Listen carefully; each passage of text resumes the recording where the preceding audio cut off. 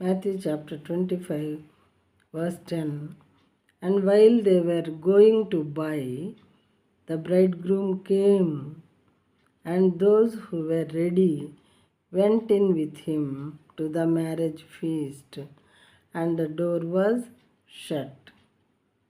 In Telugu, వారు కొనబోచుండగా పెండ్లి కుమారుడు వచ్చెను.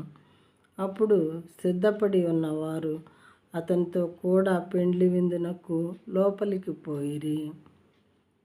మాకు ఈ ఆయిల్ చాలదేమో, మీరు వెళ్ళి కొనుక్కొని రండి అని బుద్ధి లేని వారిని బుద్ధి కలిగిన వారు పంపించేశారు.